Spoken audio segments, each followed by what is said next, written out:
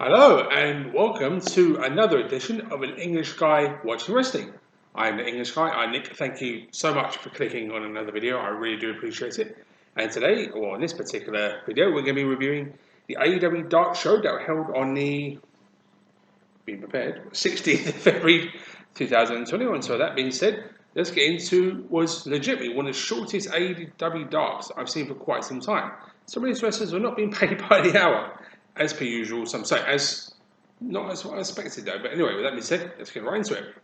Opening match was John Cruz versus John Moxley, making a very rare appearance on AEW Dark. Former, of course, AEW World Heavyweight Champion and the current IWGP United States Champion. And this was a short match, but again, I knew who was going to win this. I do like John Cruz. I think he's a good wrestler, but John Moxley is just one of the best right now. And this was a short match, even though John Cruz did get some decent offense in. This was mostly John Moxley and actually choked him out with, well, not his usual sleeper hold. It was a very unique, what looked like a dragon sleeper by John Moxley, or guillotine, I should say.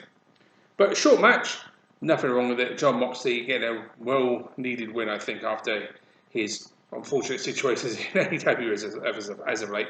But this was a decent short match, so cool.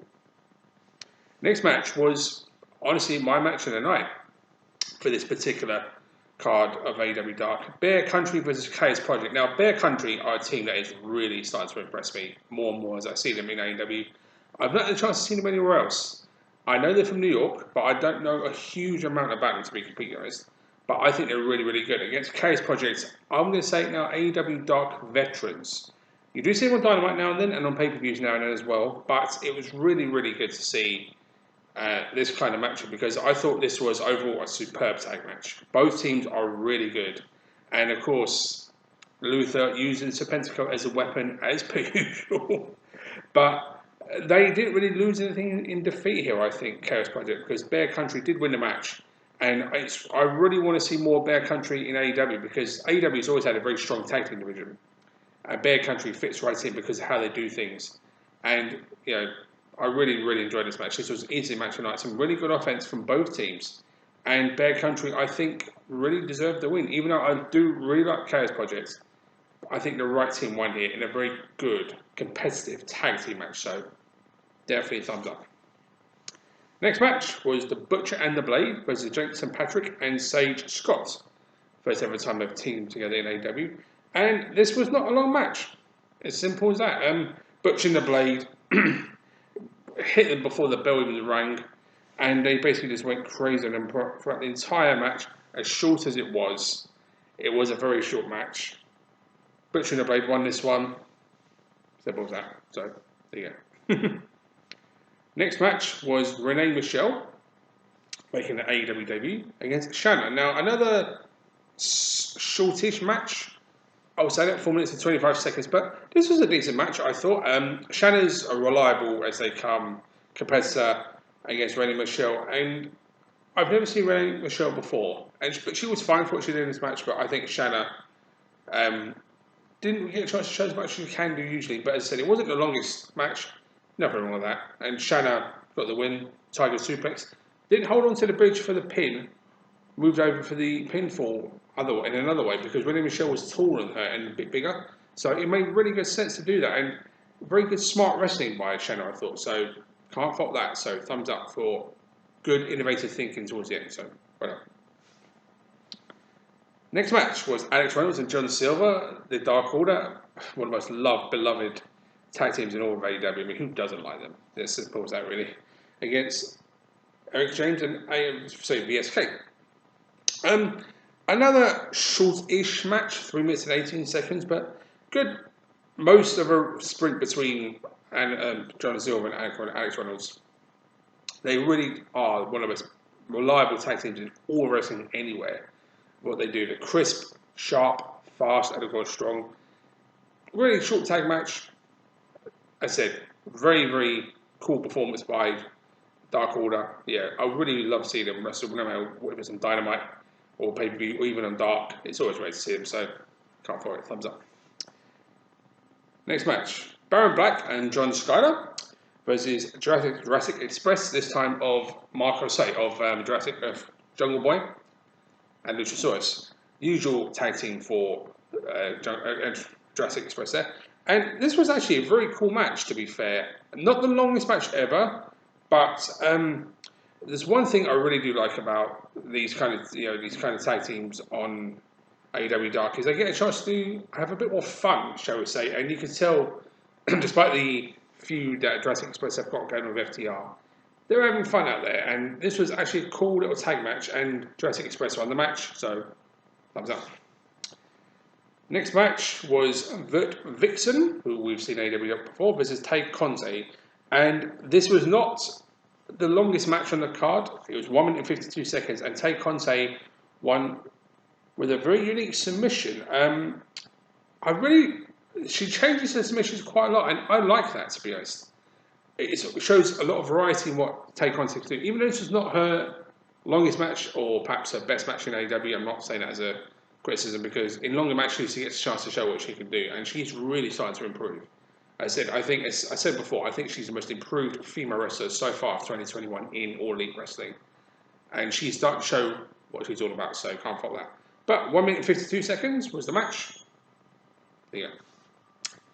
Next match, Aaron Solo versus Eddie Kingston. Now I really like this match because Aaron Solo is a very, very good competitor against Eddie Kingston, one of the most reliable, hard-hitting, but most realistic professional wrestlers you'll see anywhere. And this was a good match too. And this was perhaps the second best match of the night for me. I thought Aaron Solo did very well in this match because he is fast becoming very, very reliable to watch in the ring no matter what he does. Now, of course, part of the Nightmare Factory. And Eddie Kingston, the constant veteran, is as realistic as a seller to come. And I really like Eddie. But this was a good wrestling match, to be fair. And obviously more hard-hitting because of Eddie's style. Brawler, more of a wrestler. But you can wrestle, that is for darn sure. And this was actually a very cool match to watch. I think Aaron Solo had a good showing for himself too, even though he lost the match. And he's been teaming more with Lee Johnson. I really like them as a tag team, to be honest, because now part of the Nightmare Factory. Sorry, Nightmare Family, I should say. Part of the Nightmare Factory too, I think. So anyway, you get the general idea. But this was a fun match, actually, and a good match too. I thought this was a decent, not the longest match yet, 5 minutes and 37 seconds. But this was a cool match, so yeah. Next match was the shortest match of the night. I think literally not even 7 seconds. Ricky Starks versus Casey Navarro. And I don't know what to say except Casey Navarro jumped over the rope. Ricky Starks went in the ring, hits him with a spear. 1, 2, 3. I think this legitimately may have been the shortest match in AEW Dark history. I'd say, if not one of the shortest you'll ever see this so far this year, I think. Crazy. One move, that was it. And a hard-hitting spirit was. And I do like Ricky Starks. I think he's perhaps the future of AEW. But I think he really needs to get a chance to show what he can do more on places like Dynamite. But Ricky Starks, he's a guy I really like watching now. I want to see more of this, but not 3 seconds. So, but there you go. Squash match with one move. And you don't see that very often in AEW, so there you go. Next match was actually another great match. Brandon Cutler versus Mysterioso, making his AEW debut. Now, I'm pretty sure I've seen Mysterioso before. I think in New Japan. I'm not 100% sure. But that being said, he's obviously trained, I think it's from Los Angeles, California. Has got some wrestling in Mexico and wrestling in the United States. And he did very, very well. And Brandon Cutler is becoming one of the most versatile all-round performers in all of AEW, no matter what he's on, if it's Dark, Dynamite, or pay-per-view. He's great to watch. He can't really do much wrong.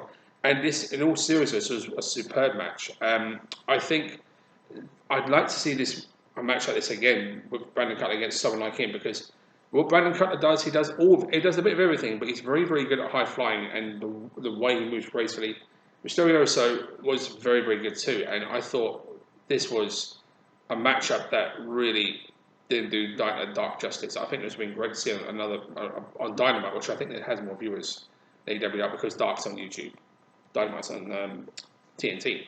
But I really enjoyed this match. This was a very, very good match. Definitely one to watch. So thumbs up for both men. Really good job. Next match was the second shortest match of the night. Powerhouse Hobbs versus Ryzen. Basically, Splash rising in the corner just as the match started. Slammed him, pinned him 1, 2, 3, 31 seconds. There you go. It's another very, very, very quick match. Team Taz were not being paid by the hour on the night. I can definitely say that. So there you go. And then came the main event. Fuego del Sol versus Nick Camarato, perhaps the one that I think the most, the singles wrestler that AEW are continuing to really focus on right now on Dark is Nick Camarato, of course, another member of the Nightmare family now. And I've been watching since he started in AEW, and I've always liked him because he's a bit different. But I think him joining the Nightmare family has really given him more focus, and he was great to watch. And I'm going to say this, I feel so bad for Fuego del Sol. I love him. I just can't help but really like him as a wrestler and, as a character. But I just want him to get a win. I really, really do. Because I genuinely love him. But I really like Nick Camarato too. And this was not the shortest match on the card, 3 minutes and 12 seconds. But one of these days, Fuego del Sol will hit the Tornado DDT. I don't think he's hit it for a while.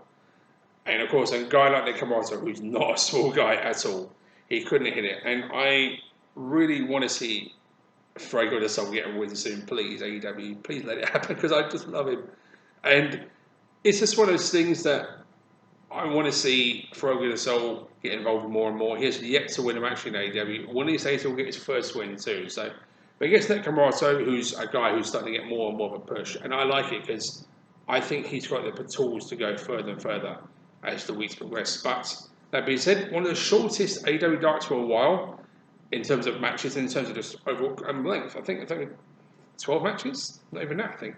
But anyway, that's it for this review. Thank you so much for watching. I will see you next time. So until then, everyone, take care.